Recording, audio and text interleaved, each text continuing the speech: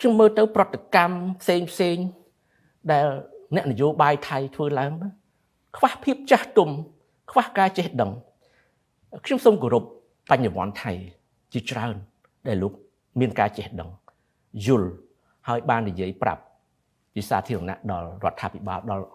កងទ័ពដល់អ្នកនយោបាយថៃអំពីការពិតគេអ្នកចេះដឹងមានច្រើនណាស់នៅក្នុងប្រទេសថៃប៉ុន្តែមិនដឹងយ៉ាងម៉េចរដ្ឋាភិបាលធ្វើដូចចរិតកូនក្មេងដូចខ្ញុំនិយាយមិញធ្វើអីមិនបានក៏បានជេរដែរថ្មីឲ្យមានសម្លេងវាជារឿងមួយដែលខ្វះភាពចាស់ទុំខ្លាំងណាស់អញ្ចឹងខ្ញុំសូមផ្ដល់អនុសាសន៍ទៅវិញក្នុងនាមអ្នកនាំពាក្យរាជរដ្ឋាភិបាលឈប់ទៅបាទឈប់ទៅចរិតលក្ខណៈបែបហ្នឹងបាទកែទៅហើយខ្ញុំសូមថាជំនួសឲ្យការប្តឹងផ្ដាល់កម្ពុជាពីករណីដែលខ្ញុំលើកមិញថៃអាជ្ញាធរថៃគូយកពេលវេលានេះទៅស៊ើបអង្កេតករណីដែលទាហានរបស់ខ្លួន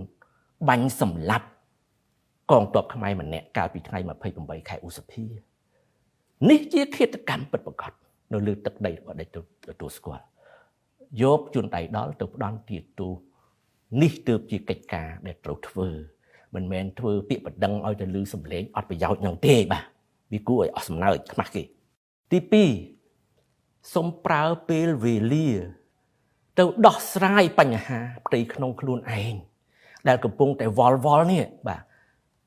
រដ្ឋាភិបាលផ្សេងយោធាផ្សេងគណៈបកនយោបាយច្បុកច្បល់ចេញចូលរដ្ឋាភិបាលមិនដឹងស្អីនោះជាពេលវេលាសំខាន់ដែលត្រូវដោះស្រាយបញ្ហាផ្ទៃក្នុងមិនបានជាចេះតែរុញរោរឿងគេគ្រប់ទិសអញ្ចឹង